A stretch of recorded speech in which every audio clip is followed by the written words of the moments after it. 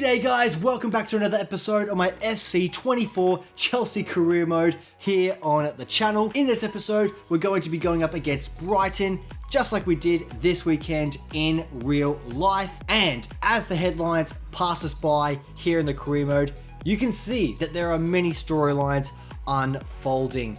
And it is a very turbulent time here at the Chelsea Football Club as our performances and our form has been so inconsistent. It is becoming incredibly frustrating supporting what is now a mid-table side and seeing the likes of Brentford and Newcastle and all these other clubs sort of pass us by in terms of consistency and those high levels.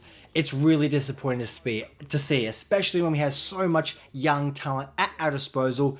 And someone in the comments on one of my previous videos, said, or called me out, I should say, when I was mentioning the fact that yes, we're going through a rebuild and it's going to take time. And every time we use that excuse when things don't go our way, it's just becoming a cliche. And every time something goes wrong for us, we're in a rebuild. We've got to be patient. But at what point do we lose that patience? And under Graham Potter, it was quite quickly. But Mauricio Pochettino, if he doesn't turn things around quickly, that fuse will get lit and the bomb will go off very quickly. The month of December is always a busy time of the year because Christmas is coming up, the winter season, or in my case, the summer season. I'm sweating my balls off down here in Australia. But as you can see, Brighton, Man United, a few teams that we should be probably breezing past like Sheffield and Luton, but obviously we've got games in there that could potentially be another banana skid. That being, of course, the likes of Crystal Palace, and I'd even throw Man United in there as well because they are also performing so poor this season, and yet they are winning games they should be losing, and we are losing games we should be winning. So hopefully I can go into this game against Brighton and actually beat them. And I know this episode is going to be releasing immediately after the game in real life, but I don't know, I just have a good feeling about this fixture. And hopefully when I do my instant match reaction after the game, I am, full of glee and full of positivity because I actually do think that Brighton is a game that we can easily win. This is the probable lineup for the Seagulls, full of talented players and a very solid outfit under Robert De Zerbi. This is the team I'm going to be sending out onto Stamford Bridge. I obviously have come to the decision that I'm going to be changing the centre-back position. Badiashile didn't have the best of games and he's also a bit fatigued, so I have to bring in Fofana, who deserves an opportunity and isn't totally happy about sitting on the bench and not being able to get as much game time. So he's going to get his opportunity and he must deliver if he wants to stay in the starting 11. And one last minute change that I'm going to make, because the headlines write themselves, Raheem Sterling, not exactly happy about sitting on the bench as well. So I'm going to bring him in. He has not been performing that bad in the career mode, but I've just liked using Madueke and improving him. And of course, Mudryk is in electric form. So I'm going to actually start Sterling here, and similar to Fofana, if he can impress, he might keep his spot, because Madueke, he's okay, but he's only 78 rated, whereas Sterling, 83. Alrighty, an essential win is required here. Moises Caicedo coming up against his former side, leaving not on the best of terms, but the move happened and I'm so very glad it did. And I hope that Pochettino can put out a really solid outfit and get the job done, because we are so desperate to get 3 points on the board, because you can just tell that the pressure is starting to get to the boys.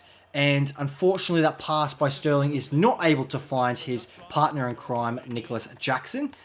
And now that we have lost possession, we've got it back. Let's keep possession. Oh my god, that was a terrible pass.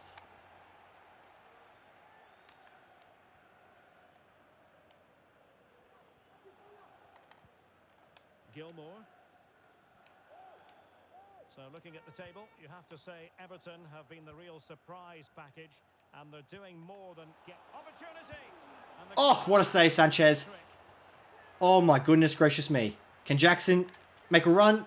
Oh, gets cut out.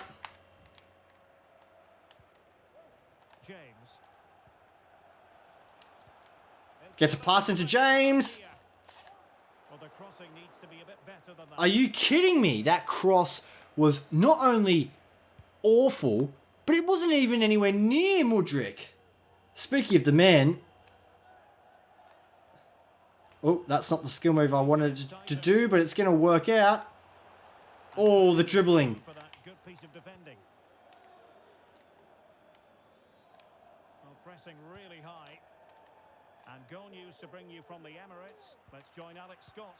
Yeah, it's a goal for Wolves.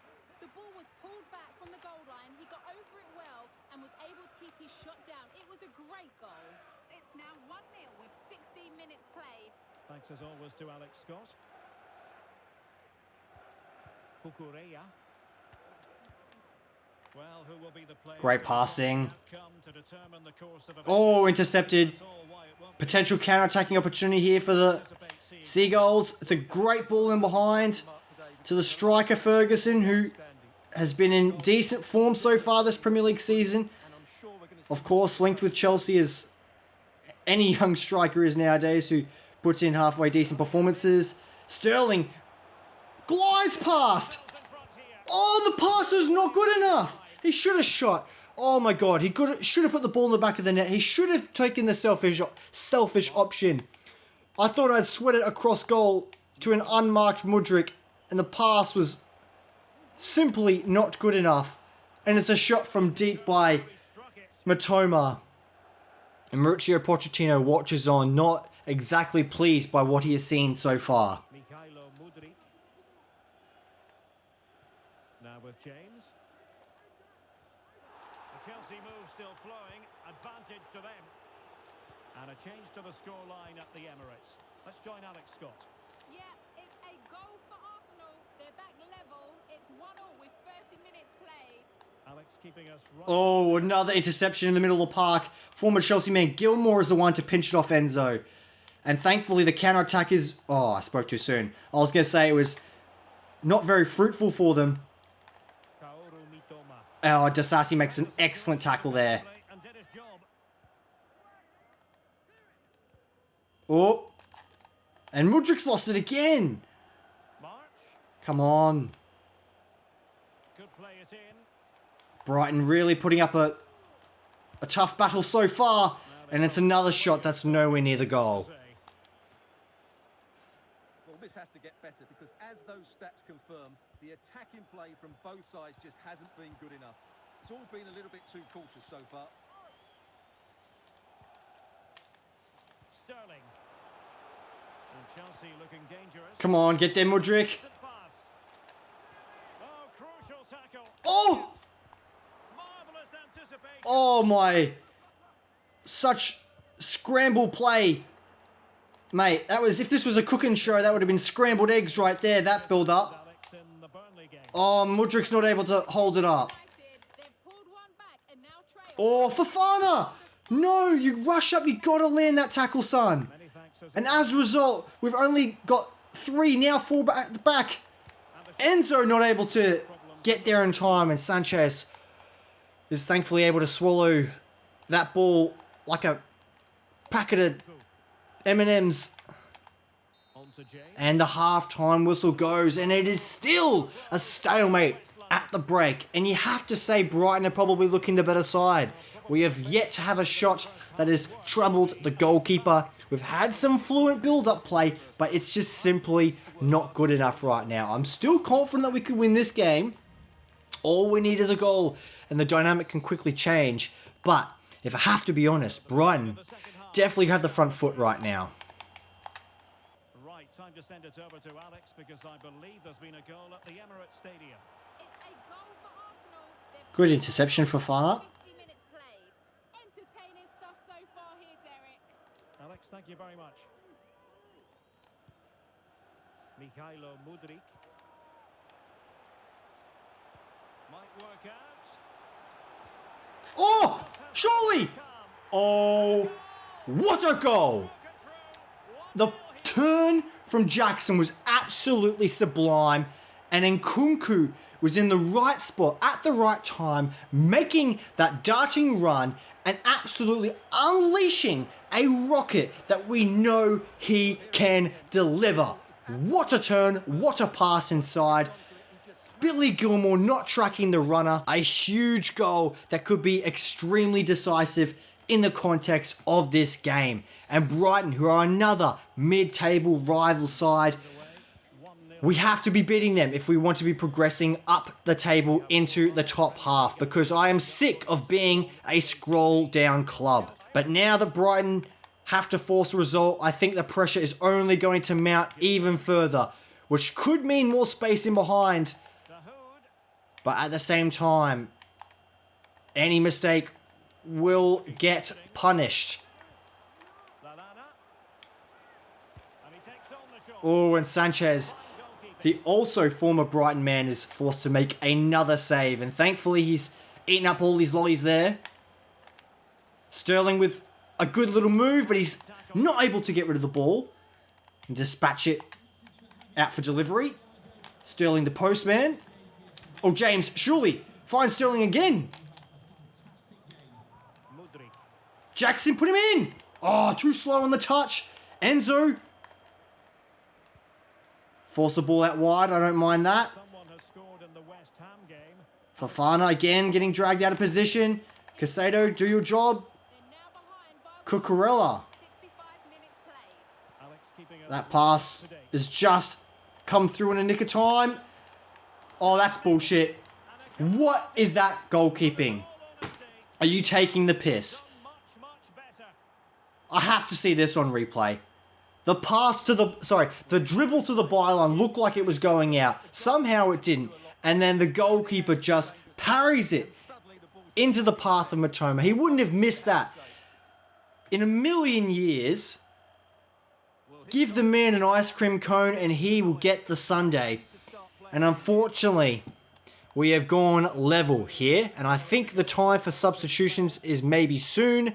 We need to continue getting the ball forward as much as possible, because as of right now, we need to get our players that are performing well, such as Cucurella and Mudryk.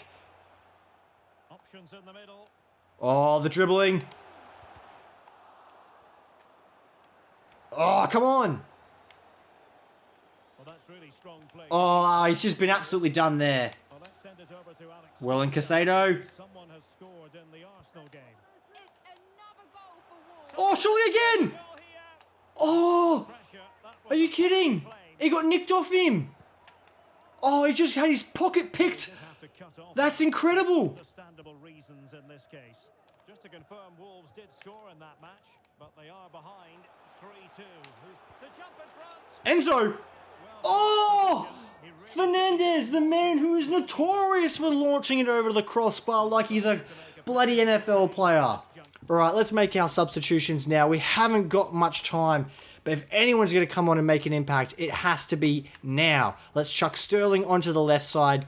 Mudryk, because he's the most fatigued, is going to come off, and Madueke is going to replace him. I'm going to bring on Gallagher into CDM because he, in his last time out, seemed pretty impressive. Ben Chilwell, hoping he comes on and delivers the goods. And I think it's time for Brozier. Brozier's going to come on and hopefully save our blushes. Those are the changes that Pochettino is going to make in the 76th minute. We're going to also increase our tactics, our intensity. So whilst all these changes happen, let's do that and hopefully force a result, because a 1-1 draw in the context of our season is just not good enough. And here at the Chelsea Football Club, we have to be winning as many games as possible. And Madueke's already got off to a great start here. Can he keep the ball? He can. Enzo's got to get closer to him. Enzo Fernandez.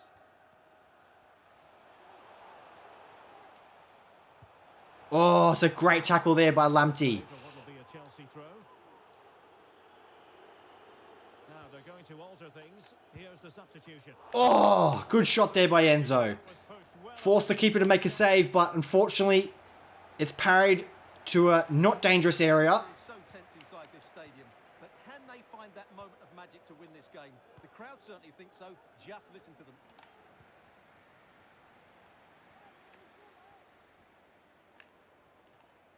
Oh, he's running into trouble.